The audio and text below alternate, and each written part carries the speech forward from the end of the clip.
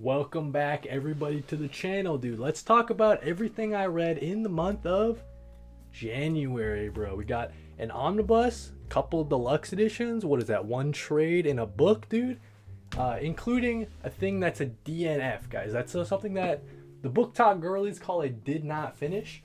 Little embarrassing to start the year off with a DNF, but that's all right. Let's get into everything I read in the month of January. Let's start off with the omnibus, dude. Excellent stuff. The Catwoman of East End omnibus. Beautiful Darwin Cook artwork there. This entire thing is written by Ed Brubaker. You guys know I'm a big Ed Brubaker fan.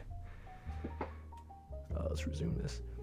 So yeah, let's get into it, man. So this is one of the best DC omnis that I've ever read. Top 5 instantly, an all-time banger classic, all right?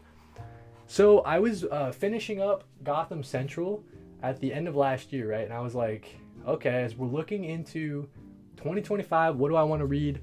It's got to be some more ground level Gotham City stuff written by Ed Brubaker, the best to ever do it. So I was surprised to find out that he actually did this Catwoman omnibus, or, you know, the Catwoman run. He did that before Gotham Central. So I kind of got them all mixed up. But I'm flipping through, man. You're seeing some excellent stuff from Darwin Cook. He starts off this omnibus. He kind of sets the groundwork. He kind of does the Selina Kyle design, right, that we'll see for the rest of the run. He kind of lays the groundwork with this beautiful, I mean, Darwin Cook's a legend, right? I believe the colorist we have on a majority of this material too is Matt Hollingsworth, another legend, right? So yeah, I'm just going to be flipping through. The excellent thing about this Selina Kyle, or this Catwoman omnibus, is just getting to know Selina Kyle, right? Obviously, I'm familiar with the character whenever she pops up in a Batman series, but this is the first ever Catwoman run that I've read from front to back. Selina Kyle is just all about the East End, right? That's where she's from. That's kind of where the origins of Catwoman kind of lie, right?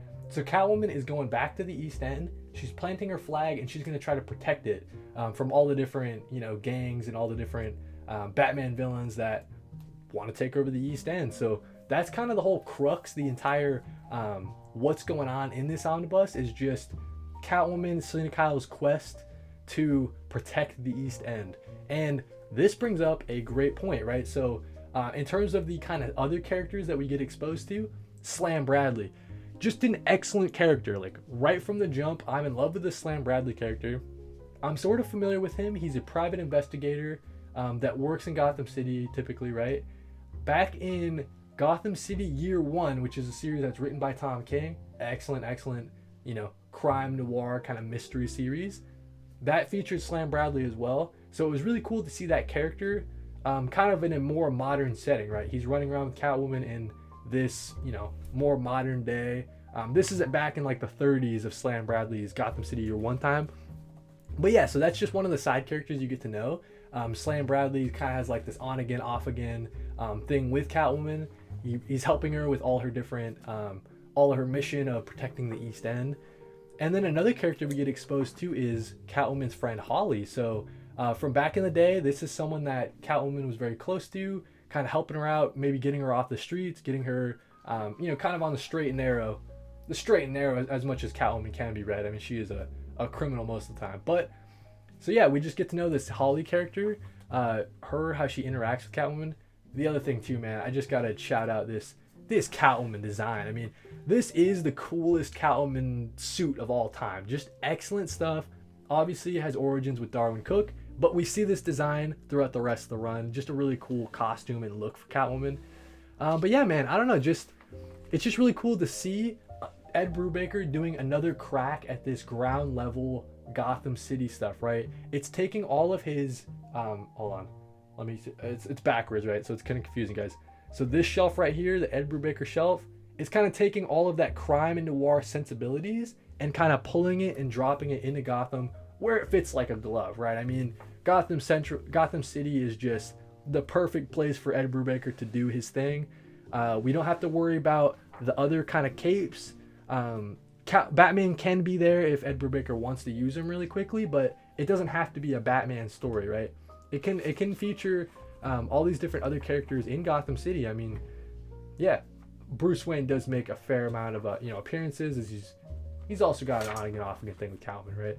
But yeah, man, just an excellent run, a top 5 DC run of all time. I'm gonna stop yapping about Catwoman East End so we can move on, but I would really recommend this omnibus. Obviously, it's missing its dust jacket, but yeah, excellent stuff. Catwoman of East End, definitely check it out, especially if you're trying to read more Ed Brubaker, man. Next up, dude, let's talk about Deadly Class Deluxe Edition, right? Deadly Class Deluxe Edition number 2, Rick Remender series, Wes Craig and Rick Remender continuing their awesome series. This immediately follows up Deluxe Edition number 1, right? So if you were a fan of Deluxe Edition number 1, you want to continue the story, you gotta get Deluxe Edition number 2.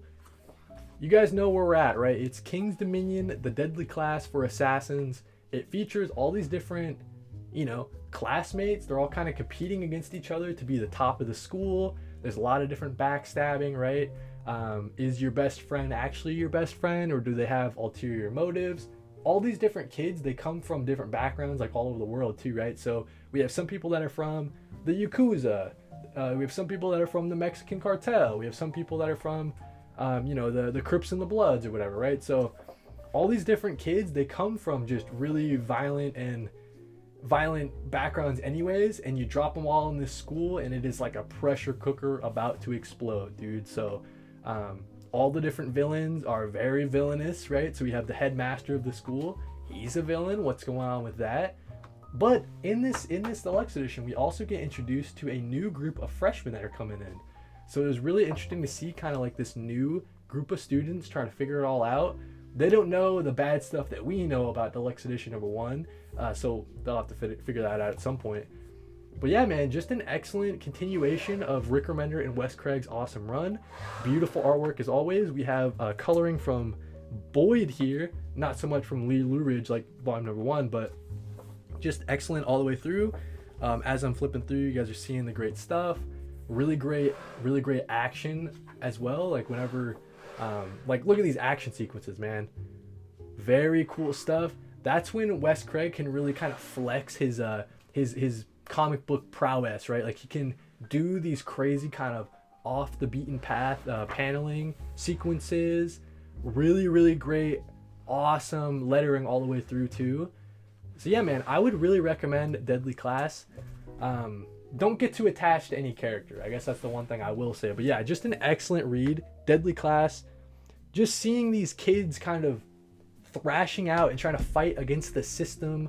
They know about how evil the world truly is more than we know ourselves. Or I guess kids their age know in this world, right? So they're just trying to figure it out, man. And it's usually not going so hot for them. So yeah, definitely recommend Deadly Class. These deluxe editions are just beautiful. Rick Remender, keep them coming, man. Very beautiful stuff. Next up, let's talk about Friday. Book number 2, A Cold Winter's Night. So this features Friday Fitzberg. She's on the quest to kind of find out what happened to Lancelot Jones.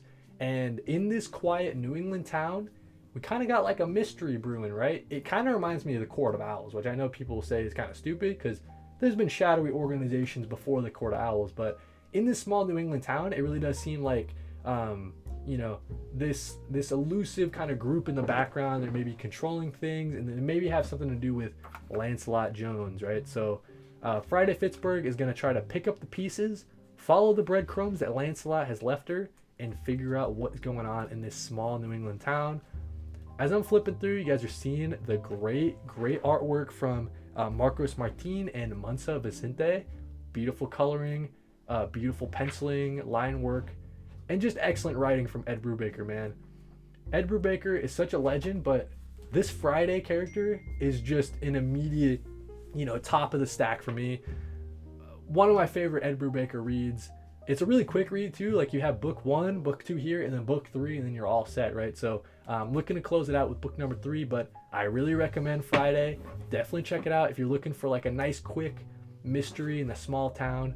Really cool kind of body horror monster sequences too. I don't want to get to too much spoilers there in the back, but yeah, man, just an excellent series. Friday Fitzberg back home from college, and she's kind of thrown into this crazy mystery involving her old hometown friend who, she has kind of there's some stuff going on, some some personal stuff going on with her and her friend, but through it all, man, she's got to figure out what happened to him. So excellent stuff. Friday book 2 on a cold winter's night. Definitely check it out. I'm loving this Friday series, man. Eisner winning, right? Makes sense. Let's talk about Project Hail Mary, dude. The book that I read in the month of January. This is my favorite book of all time. All right, I know it's recency bias. I know that's easy for someone to say that just finished a really good book, right? But I really do think that this has like unlocked like my love of reading again, right? From when I was a kid, used to read all the time.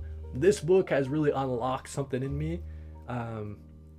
So what is this book about? It's about this guy named Ryland Grace who is sent off into space on a mission to save the Earth, right? He's going into like far off into space. He's on a mission to save the Earth. He is in a coma, right? And when he awakes from that coma on the spaceship out in space, he has forgotten everything. He's suffering from like crazy memory loss. He doesn't know his name. He doesn't know his job, his profession, and he doesn't know like why he's on this mission or what the mission even is, right? So just an insane way to hook somebody, right? He's trying to figure out what his name is for the first little bit. Trying to figure out what the mission is. And then when you hit this point, okay, I'm not going to spoil it here.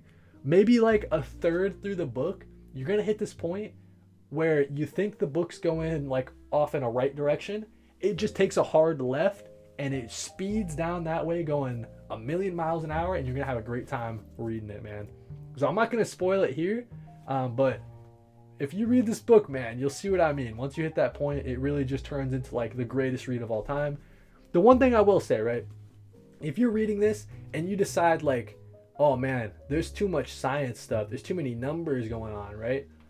I promise you guys, just kind of get through them, because the way that Andy Weir writes, obviously the author of The Martian, so if you read The Martian, you kind of get what I'm saying, but it's very scientific, right? He injects a lot of like true scientific facts and everything into this, a lot of science, but it's not like the most important thing, right?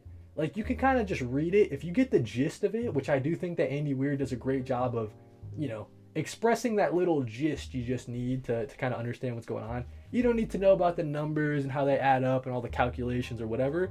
The main character, Ryland Grace, is pretty smart, so he'll just blast through that all for you. But yeah, man, so just don't get kind of bogged down in all the science of it, man, because there's some really cool science fiction stuff, but also Andy Weir does a great job of basing it in like actual science. So just excellent stuff, man. The one thing I'll say too is I wish there was more. When you read a book, you read the last page and you're like, dang, I wish there was more in this world. So that's a great way to kind of leave someone, right? And ever since I finished this book, haven't stopped thinking about it a single day. Haven't stopped thinking about it for a single day, dude. So yeah, that's what we read in the month of January, but I do got to talk about a DNF. I did not finish this Captain America Penguin Classics. You guys have seen about halfway through I read. This wasn't a bad read by any means, but I just found myself just not wanting to read it. You know what I'm saying? Like I'm reading the Catwoman stuff. I'm having fun reading Deadly Class. This thing was kind of like pulling teeth, I'm not gonna lie. And I think a large part of it has to do with Stan Lee's dialogue, brother. I am just not a fan of this old-timey dialogue, dude. It is really tough to get through. The crazy captioning, like, shut up. But the art is always excellent, right? We got great stuff from Jack Kirby, Steranko, John Romita Sr. I just got into that part about halfway through. So yeah, man, excellent stuff. I respect it. I get why it's a classic. We're going to finish it at some point, chip away at it little by little, but it's a DNF, bro, for the month of January. I just wanted to move on to some of my February reads, you know what I'm saying? So that's everything that we read in the month of January. Let me know what you guys read in the month of January as well. I'll be always looking to add stuff to my TBR. Really appreciate it, guys. That's what we got, though. Thank you guys for watching this video, and read more comics.